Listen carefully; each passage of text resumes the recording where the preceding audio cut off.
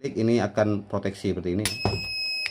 Oke, assalamualaikum warahmatullahi wabarakatuh. Nama saya Dani Dwi Prayitno. Ini adalah charger khusus untuk profesional ya, tetapi dengan harga yang paling masuk akal ya. Jadi dengan harga 200 ribuan kita bisa mendapatkan charger dengan kualitas dan fitur yang menurut saya itu sudah lebih daripada cukup untuk seorang profesional ya. Charger ini ukurannya tidak terlalu besar ya, dengan panjang 18 cm, dengan tinggi 7 cm, dan panjang ke belakang sebesar 14 cm. Jadi ini cukup mungil dan cukup ringkas untuk disimpan di tempat-tempat yang sempit. Apa sih keunggulan daripada charger ini ya? Ini bukan endorse, charger ini sudah saya gunakan lebih daripada 6 bulan ya, jadi tidak ada masalah dan memang baru kita review karena memang untuk menguji apakah charger ini layak atau tidak ya. Yang pertama, dia itu bisa untuk semua jenis aki ya. Jadi aki sepeda motor yang 6 volt sampai dengan aki truk ya yang 24 volt dengan kapasitas aki sebesar 6 sampai 200 ampere jam ya. Ini bisa aki basah ataupun aki kering juga. Dan yang kedua adalah semua proses daripada charger ini dikontrol oleh microcontroller ya. Jadi menggunakan komputer mini di dalamnya. Jadi bukan analog lagi. Karena menggunakan microcontroller, jadi alat ini bisa berimprovisasi ya, agar baterai lebih tahan lama ketika digunakan dan juga tidak memperpendek umur baterai ya. Semua proses itu dikerjakan secara komputer ya. Dan juga ada fitur yang namanya Intelligent Pulse Repair Charger ya. Ini adalah fitur untuk memperbaiki aki yang setengah soak ya. Walaupun itu perlu pembuktian khusus ya. Dan juga jika teman-teman tidak suka mode otomatis, tidak suka menggunakan fitur, kita bisa menggunakan mode manual ya. Tapi yang perlu diingat ketika kita menggunakan mode manual, ini tidak boleh ditinggal ya. Jadi harus dijaga terus karena takutnya ada overcharger pada aki yang bisa menyebabkan kerusakan ya. Jadi kalau teman-teman ingin yang otomatis, ini bisa ditinggal kemana saja. Jadi bisa ditinggal seharian pun tidak apa-apa ya. Dan juga ini menggunakan SMPS ya. Jadi ini tidak menggunakan trafo konvensional. Jadi ini lebih irit daya, lebih irit strum lah kasarannya. Nanti akan kita hitung ya berapa efisiensi daripada alat ini. Selanjutnya ini mudah digunakan ya, karena tombolnya hanya ini saja ya. Jadi otomatis ataupun manual mode ya. Nanti akan kita bongkar ya. Ini akan kita bongkar, kita lihat mesin yang ada di dalamnya. Tapi sebelum itu kita lihat fitur-fitur proteksinya ya. Oke, ini proteksi yang pertama ya. Ini proteksi konslet ya. Jadi kalau kita hubungkan seperti ini akan mati ya. Lihat, alarm hidup ya. Ini menandakan bahwa ini ada masalah ya. Ini adalah overproteksi untuk konslet ya. Jadi kalau kita tidak sengaja untuk men-shortkan seperti ini akan otomatis tidak ada arus yang mengalir ya. Oke, saya dengarkan tidak ada arus yang mengalir ya. Dan voltase tetap 17,2 volt.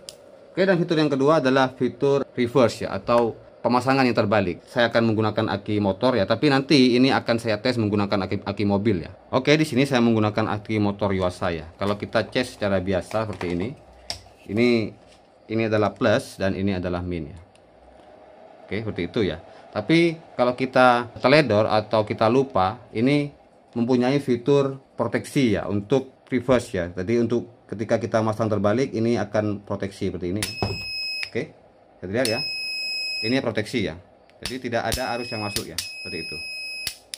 Untuk charger aki dengan harga 200 ribuan ini ya layak lah untuk kita beli seperti itu ya. Ini mereknya Tafware ya. Tapi juga banyak merek-merek lain ya dengan model yang sama, silahkan pilih lah. Dan juga ada proteksi untuk tegangan rendah ya. Jadi ketika baterai itu tegangannya terlalu rendah, contoh 3 volt atau 1,5 volt terlalu rendah, charger ini akan otomatis tidak berfungsi ya. Tapi kita tidak bisa mempraktekkan karena saya tidak punya aki yang soak seperti itu. Dan fitur yang keempat yaitu proteksi panas ya. Jadi ketika alat ini kepanasan ya, charger ini kepanasan, ini akan mematikan dirinya sendiri ya. Tapi juga tidak mungkin saya praktekkan karena tidak mungkin charger ini saya bakar ya untuk menunjukkan proteksi seperti itu ya. Tapi proteksi panas itu adalah hal yang biasa dalam sebuah alat-alat elektro kan, karena itu mudah untuk diimplementasikan dan mudah untuk dibuat rangkaiannya seperti itu ya. Jadi saya percaya bahwa ini memiliki proteksi panas ya, seperti itu. Untuk tampilannya ini sangat sederhana ya. Di sini hanya kita mendapatkan satu buah tombol, yaitu tombol untuk charger otomatis dan tombol untuk charger secara manual ya. Dan di sini ada beberapa panel indikator ya, tapi ini tidak bisa dipencet, ini hanya sebagai panel indikator saja. Jadi ketika ini hidup, ini 12 volt, ketika yang ini hidup, ini charger, ini ngetes aki untuk 24 volt, ini charging light sebagai indikasi bahwa charger ini melakukan pengisian power light ya. Jadi ini menandakan bahwa charger ini hidup dan beberapa menu lainnya nanti akan kita praktekkan langsung menggunakan aki mobil nantinya ya, seperti itu. Dan di sini ada tampilan LCD. Sebelah atas ini adalah tegangan daripada charger ini ya, charger 17,2 volt ketika kita set pada manual, dan otomatis 14,6 volt. Dan ini adalah indikator baterai. Jadi karena tidak ada baterai yang kita cas, jadi ini 100% ya, tapi nanti akan kita tunjukkan dari persenan paling rendah sampai persenan paling tinggi ya. Sedangkan di bawah ini adalah arus yang masuk terhadap baterai. Jadi ada dua buah mode di sini, mode manual. Mode manual ini kita langsung cas seperti cas charger biasa tanpa controller ya. Jadi baterai itu akan dicas tanpa pengawasan daripada microcontroller ini. Jadi ketika kita menggunakan manual, kita tidak boleh tinggal tuh baterai ya, karena bisa menyebabkan baterai itu meledak, rusak ataupun soak dan lain sebagainya. Tapi jika teman-teman ingin pengisian yang sangat cepat, teman-teman bisa menggunakan manual ya, karena ini pasti akan cepat sekali ya. Bisa setengah daripada waktu kita menggunakan otomatis ya. Tapi kalau kita menggunakan otomatis seperti ini charger ini akan ngecas sesuai dengan persentase daripada baterai tersebut ya, atau aki tersebut. Ketika aki tersebut 10%, dia akan ngecas dalam mode apa, current mode, pressure mode, float mode, trickle mode. Jadi ini akan kita bongkar dulu. Setelah itu kita akan coba cas menggunakan aki mobil. Ini adalah rangkaiannya ya. Ini adalah kabel AC. Kita dapat fan di sini ya. Ini adalah kipasnya. Ini menggunakan transistor ya. Transistor. Jadi ini modenya pakai SMPS. Ini adalah controller PWM untuk proses switchingnya. Ini adalah dioda kiprok. Sedangkan ini adalah dioda penyearah, dan intelligent controlnya ada di sini ya. Dan materialnya cukup bagus ya, cukup tebal di sini. Dan ini adalah output ke aki ya, seperti itu. Oke, untuk rangkaian SMPS-nya ini cukup simple aja ya. Biasa aja lah, tidak terlalu spesial untuk rangkaian SMPS-nya ya. Tapi dengan beberapa proteksi yang telah kita tes tadi, ini sudah cukup canggih menurut saya ya. Jadi ini akan kita pasang saja dahulu, dan akan kita tes menggunakan aki mobil ya. Sekarang posisi aki ini hampir kosong ya. Ini adalah aki mobil 12 volt. Nanti kita cas ya menggunakan charger yang telah kita bahas tadi. Jadi berapa lama charger ini bisa mengisi ya. Kita akan menggunakan mode otomatis saja. Kita pasang pada listrik ya. Lalu kita set pada mode otomatis di sini ya. Oke. Lalu kita pasang ya. Oke. Dilihat ya. Di sana tertera 7% ya. 7%. Dan arusnya 10,2 ampere, sedangkan voltasenya 13,8 volt ya. Coba kita lihat saja menggunakan power meter ya, berapa konsumsi arus yang dihabiskan oleh alat ini ya. Oke ya, kita pakai power meter. Arus yang masuk sebesar 1,285 ampere, sedangkan dayanya 190 watt ya. Dan kita menggunakan mode otomatis ya.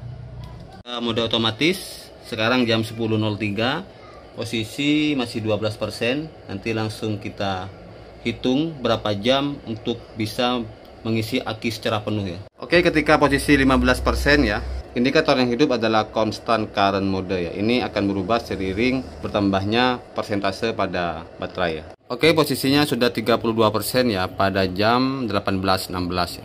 Oke, ini sudah kita hitung ya pada posisi 32% ya, dari tadi dari 11% ya sampai 32%. Setelah saya hitung, ini ada loss energi sebesar 25% ya. Jadi efisiensi daripada alat ini sebesar 75% ya. Menurut saya ini cukup bagus ya. Efisiensinya sebesar 75%. Bayangkan kalau kita menggunakan trafo biasa, efisiensinya itu di bawah 40% ya. Oke, sekarang sudah jam 23.18 ya, dan posisi sekarang sudah 69% ya, dan indikator menunjukkan pada constant pressure mode ya.